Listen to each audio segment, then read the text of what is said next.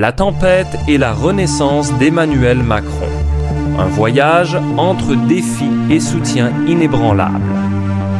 L'année 2024 restera gravée dans l'histoire de la France comme un tournant non seulement pour la politique du pays, mais aussi pour Emmanuel Macron, le président de la République. C'était une année tumultueuse, marquée par des tensions politiques croissantes, la dissolution du Parlement au mois de juin et des crises internes qui mettaient à l'épreuve la stabilité du gouvernement.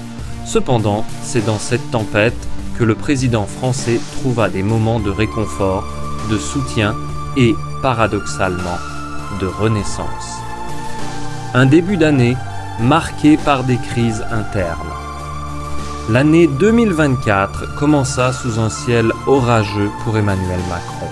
Depuis les manifestations massives contre sa réforme des retraites, les tensions entre le gouvernement et la population s'étaient intensifiées.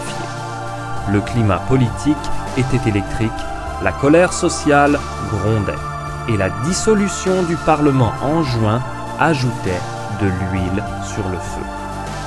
Le président se retrouva seul, confronté à une opposition de plus en plus forte, à des manifestations de rue et à des demandes de démission.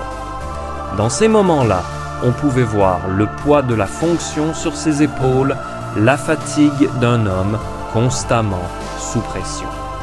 C'était comme s'il était pris dans un tourbillon qu'il ne pouvait ni arrêter ni contrôler.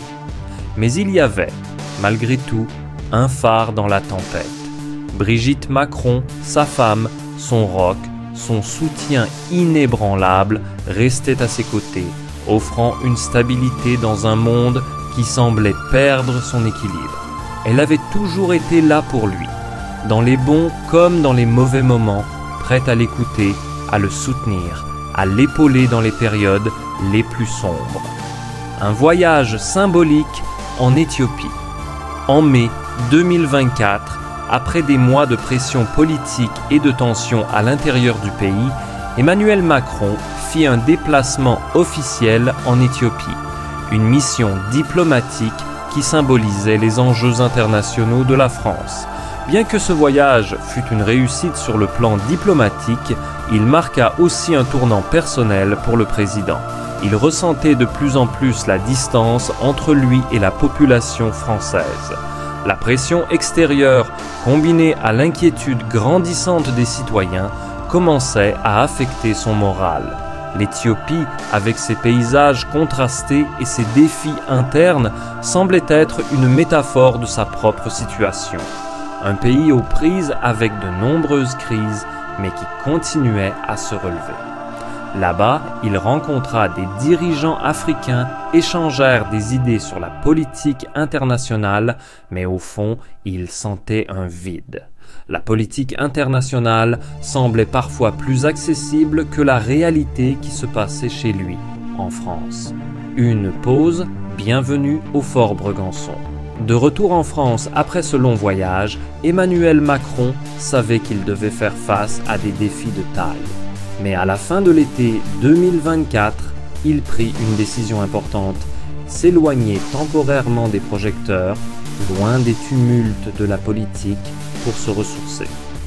Ce fut à Fort Bregantson, la résidence présidentielle située dans le Var, que Macron choisit de se retirer. Le lieu, calme et isolé, offrait un cadre propice à la réflexion. Brigitte, toujours à ses côtés, proposa de passer un Noël intime, loin des engagements officiels. Aucun dîner de gala, aucune rencontre avec les chefs d'État étrangers, seulement des moments à deux dans une simplicité retrouvée. Ils choisirent de célébrer cette période, loin des regards, dans la quiétude de la maison surplombant la mer Méditerranée.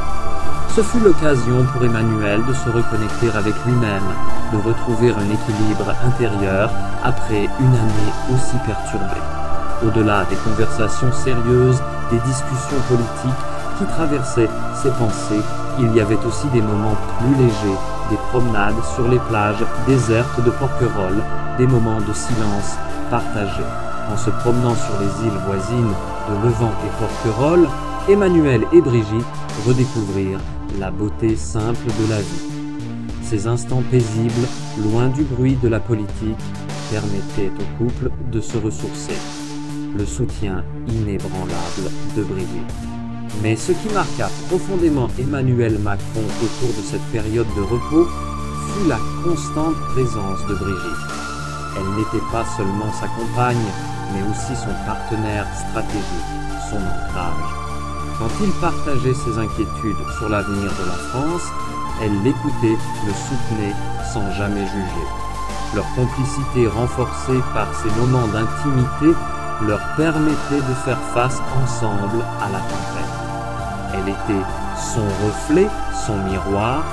Ce n'était pas qu'un soutien moral, c'était un véritable partenariat. Loin de l'image publique du couple présidentiel, dans l'intimité de leur retraite, Brigitte Macron révélait une facette de leur relation souvent ignorée par les médias.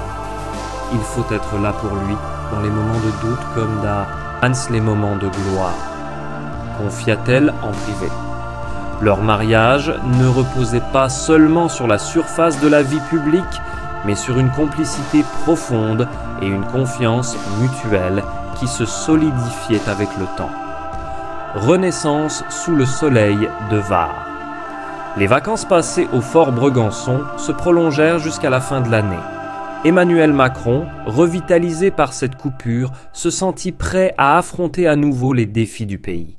Brigitte avait été plus qu'une simple épaule sur laquelle il pouvait se reposer.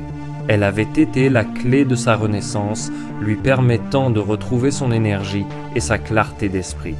Lorsqu'ils retournèrent à Paris, après avoir commémoré les victimes du cyclone Chido à Mayotte, Emmanuel Macron était un homme transformé. Il savait que les mois à venir seraient difficiles, avec des élections municipales et régionales en perspective, mais il se sentait prêt à relever ces défis avec la même détermination qu'il avait portée depuis le début de son mandat.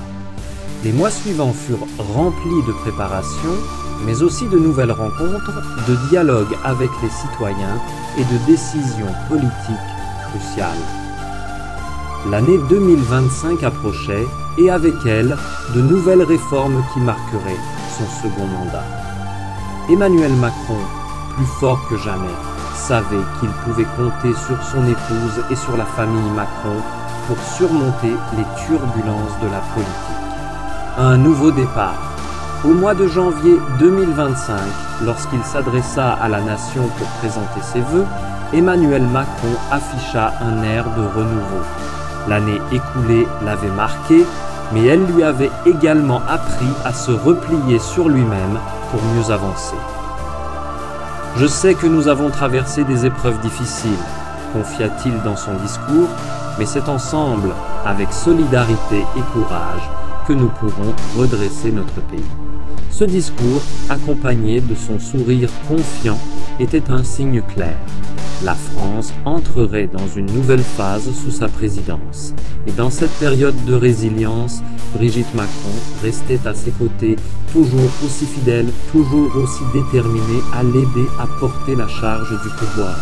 Ensemble, ils avaient surmonté la tempête et ensemble, ils se lançaient à la conquête d'un avenir plus serein pour leur pays. Leur histoire, un récit d'amour et de politique, avait pris une nouvelle direction, celle de la Renaissance.